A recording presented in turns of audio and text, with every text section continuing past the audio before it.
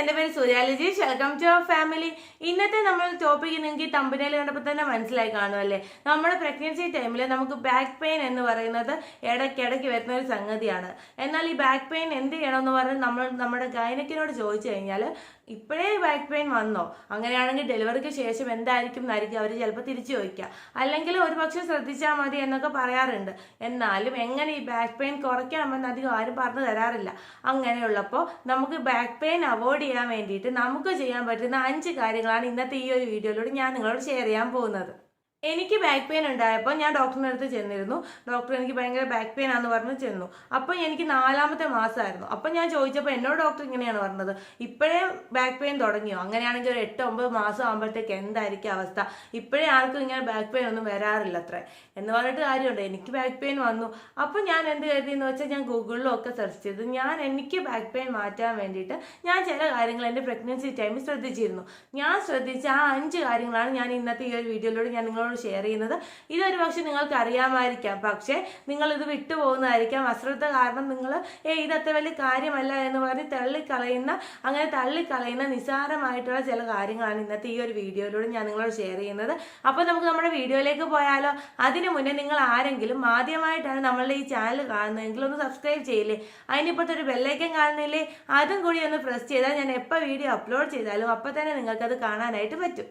Back pain കുറയ്ക്കാൻ വേണ്ടിയിട്ട് first ചെയ്യാവുന്ന കാര്യം, നിങ്ങൾ ഒരുപാട് നേരം നിൽക്കുക അല്ലെങ്കിൽ ഇരിക്കുകയും ചെയ്യുന്ന ആളാണോ? അതായത് നിങ്ങളിപ്പോൾ ജോലിക്ക് പോകുമ്പോൾ അവിടെ കണ്ടിന്യൂസ് ആയിട്ട് ഇരുന്ന് വർക്ക് ചെയ്യുന്ന ഒരാൾ, അല്ലെങ്കിൽ ഇപ്പോൾ ടെക്സ്റ്റൈലൊക്കെ നിൽക്കുന്നവരില്ലേ, തുണിയൊക്കെ കാണിക്കാൻ വേണ്ടി നിൽക്കുമ്പോൾ എപ്പോഴും നിൽക്കുമായിരിക്കും അവർ. അങ്ങനെയുള്ളവർക്ക് വേണ്ടി ഇപ്പം നിയമം വന്നിട്ടുണ്ട്, അവർക്ക് ഇരിക്കാമെന്ന് പറഞ്ഞ്. എന്നാൽ നേരത്തെ അതില്ലായിരുന്നു. എന്നാൽ അതുപോലെ തന്നെ നിൽക്കുന്ന ജോലി ചെയ്യുന്ന വേറെ ആൾക്കാരുണ്ടാവില്ലേ, അപ്പോൾ അങ്ങനെ നിങ്ങൾ എപ്പോഴും നിൽക്കുകയോ അല്ലെങ്കിൽ നിങ്ങൾ എപ്പോഴും ഇരിക്കുകയോ അങ്ങനെയുള്ളൊരു ജോലിയാണ് നിങ്ങൾക്കുള്ളതെങ്കിൽ നിങ്ങൾ ദയവ് ചെയ്ത് പ്രഗ്നൻസി ടൈമിൽ അത് അവോയ്ഡ് ചെയ്യുക. നിങ്ങൾ അപ്പോൾ എന്ത് ചെയ്യണം എന്ന് വെച്ചാൽ ഇടയ്ക്കൊന്ന് നടക്കുക. അങ്ങനെ ഇടയ്ക്ക് നടന്നിട്ട് ഇരിക്കുകയോ നിൽക്കുകയോ ചെയ്താൽ അത്രയും പ്രശ്നം വരില്ല. കണ്ടിന്യൂസ് ആയിട്ട് ഇരിക്കുകയോ നിൽക്കുകയോ ചെയ്ത് കഴിഞ്ഞാൽ നിങ്ങൾക്ക് ബാക്ക് പെയിൻ സ്റ്റാർട്ട് ചെയ്യുന്ന ആ ഒരു ഫസ്റ്റ് സ്റ്റെപ്പ് നിങ്ങൾ ഇട്ടു എന്നാണ് അർത്ഥം. അങ്ങനെ ബാക്ക് പെയിൻ നിങ്ങൾക്ക് വന്നു പോയി കഴിഞ്ഞാലുണ്ടല്ലോ, ഈ കുന്തം എന്ത് ചെയ്താൽ മാറില്ല കേട്ടോ, ഇടയ്ക്കിടയ്ക്ക് ഇങ്ങനെ തന്നെ വന്നുകൊണ്ടിരിക്കും.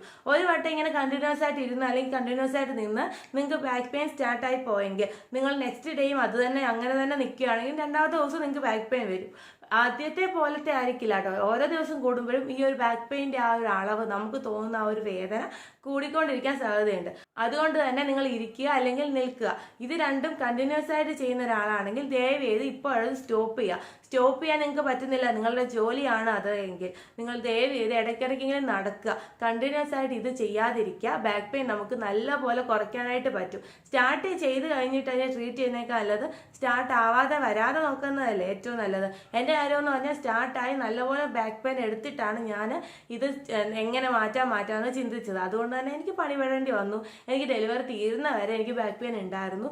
പിന്നെ ശ്രദ്ധിച്ചത് കൊണ്ടാണ് ആ ഒരു കൂടിക്കൊണ്ടിരിക്കാതെ കുറഞ്ഞു വന്നത്. എന്നാലും പൂർണ്ണമായിട്ട് മാറ്റാൻ ആ സമയത്ത് എനിക്ക് പറ്റിയില്ല. പ്രഗ്നൻസി കഴിഞ്ഞിട്ട് ഞാൻ ശ്രദ്ധിച്ചുകൊണ്ടാണ് ഇപ്പം എനിക്ക് ഒട്ടും ബാക്ക് പെയിൻ ഇല്ലാത്തത്. അതുകൊണ്ടാണ് നിങ്ങളോട് ഈ വിവരം ഷെയർ ചെയ്യാമെന്ന് വെച്ചത്. നിങ്ങൾക്ക് ഇപ്പം പ്രഗ്നൻസി തുടങ്ങിയിട്ടേ ഉള്ളൂ അല്ലെങ്കിൽ പകുതി ആയിട്ടേ ഉള്ളെങ്കിൽ നിങ്ങൾ ഈ ഒരു കാര്യങ്ങൾ ശ്രദ്ധിക്കുക. ബാക്ക് പെയിൻ നമുക്ക് നല്ലപോലെ കുറയ്ക്കാനായിട്ട് പറ്റും. നമ്പർ 2 ആയിട്ട് നിങ്ങൾ ശ്രദ്ധിക്കേണ്ട കാര്യം എന്താണെന്ന് വെച്ചാൽ, നമുക്കിപ്പോൾ എവിടെയെങ്കിലും നിൽക്കുമ്പോൾ ചെറുതായിട്ടൊന്ന് ബാക്ക് പെയിൻ തോന്നി, അല്ലെങ്കിൽ നമ്മൾ എവിടെയെങ്കിലും ആരോടെങ്കിലും സംസാരിച്ചുകൊണ്ടിരിക്കുകയാണെങ്കിൽ സൗകര്യപ്രദമായിരിക്കട്ടെ എന്ന് കരുതി നമ്മൾ എന്ത് ചെയ്യും, ബാക്കിലേക്ക് എവിടെയെങ്കിലും ഒരു ഭിത്തി കിട്ടിക്കഴിഞ്ഞാൽ നമ്മളൊന്ന് ചാരി നിൽക്കും അല്ലേ? നിങ്ങളും അങ്ങനെ ചെയ്യാറില്ലേ?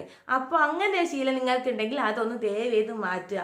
ബാക്ക് പെയിൻ തോന്നിക്കഴിയുമ്പോൾ ഇങ്ങനെ ഭിത്തിയിലേക്ക് ചാരി നിൽക്കുക, അല്ലെങ്കിൽ ആരോടെങ്കിലും സംസാരിക്കുമ്പോൾ നല്ല രസമല്ലേ, നല്ലൊരു സുഖം കിട്ടട്ടെ എന്ന് കരുതി നടു ഇങ്ങനെ ചാരി നിർത്തി സംസാരിക്കുക. ഇങ്ങനെയുള്ള കാര്യങ്ങൾ അവോയ്ഡ് ചെയ്ത് കഴിഞ്ഞാൽ നമുക്ക് ബാക്ക് പെയിൻ കുറയ്ക്കാനായിട്ട് പറ്റും. 3ാമതായിട്ട് നിങ്ങൾ എങ്ങനെയാണ് നിൽക്കുക.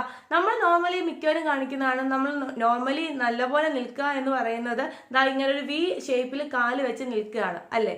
ആ ഒരു V ഷേപ്പിൽ നിൽക്കണം എന്നാണ് മിക്കവരും പറയാറ്. എന്നാൽ നമ്മുടെ പ്രഗ്നൻസി ടൈമിൽ അങ്ങനെ നിൽക്കുന്നതിനേക്കാൾ ഏറ്റവും നല്ലത് നമ്മൾ കാല് ഒന്ന് അകത്തി വെച്ച് നിൽക്കുക. ഇത്രയെങ്കിലും കാല് അകത്തി വെച്ച് നിങ്ങൾ നിൽക്കുകയാണെങ്കിൽ നമുക്ക് ബാക്ക് പെയിൻ നല്ലപോലെ കുറയ്ക്കാൻ പറ്റും.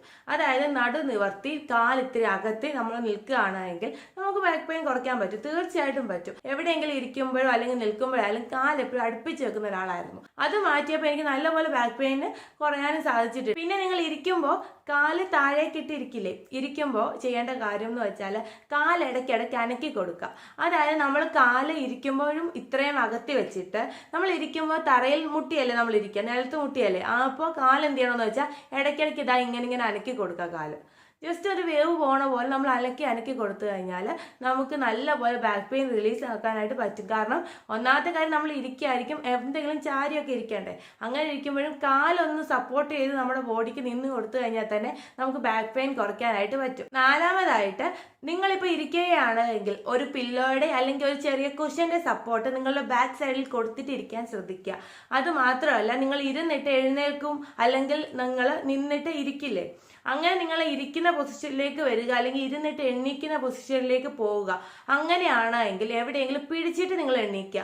എങ്ങും പിടിക്കാതെ എങ്ങും നമ്മുടെ ബോഡിക്ക് ഒരു സപ്പോർട്ട് കൊടുക്കാതെ ചാടി എണ്ണീക്കുക അല്ലെങ്കിൽ ചാടി ഇരിക്കുകയോ ചെയ്യാതെ പ്രഗ്നന്റ് ആയിരിക്കും. അപ്പോൾ നമ്മൾ ഇടത്തെ കൈ കൊണ്ട് നമ്മളിപ്പം ഒരു ചെയറിൽ ഇരിക്കുകയാണെങ്കിൽ നിങ്ങളുടെ ഇടത്തെ കൈ കൊണ്ട് നിങ്ങൾ ആ ചെയറിൽ ഒരു സപ്പോർട്ട് കൊടുക്കുക, ഒന്ന് പിടിക്കുക. പിടിച്ചതിന് ശേഷം വയറിൽ ഒന്ന് പിടിച്ചുകൊണ്ട് പതുക്കെ എഴുന്നേൽക്കുക. അതുപോലെ തന്നെ നിങ്ങൾ ഇരിക്കുമ്പോഴും നിങ്ങൾ വയറിൽ വലത്തെ കൈ വെച്ചിട്ട് ഇടത്തെ കൈ നിങ്ങളുടെ ആ ഒരു ചെയറിന്റെ എവിടെയെങ്കിലും ഒന്ന് പിടിച്ചിട്ട് ഇരിക്കുക. അങ്ങനെ നമ്മുടെ ബോഡിക്ക് ഇരിക്കുമ്പോൾ ആണെങ്കിലും എണ്ണീക്കുമ്പോൾ ആണെങ്കിലും ഒരു ചെറിയ സപ്പോർട്ട് കൊടുക്കുകയാണെങ്കിൽ തീർച്ചയായിട്ടും നമുക്ക് ബാക്ക് പെയിൻ കുറയ്ക്കാനായിട്ട് പറ്റും. അഞ്ചാമതായിട്ട് ഇപ്പൊ നിങ്ങളുടെ കയ്യിൽ നിന്ന് എന്തെങ്കിലും താഴെ വീണോ എന്നിരിക്കട്ടെ, അതെങ്ങനെയായിരിക്കും നിങ്ങൾ എടുക്കുക?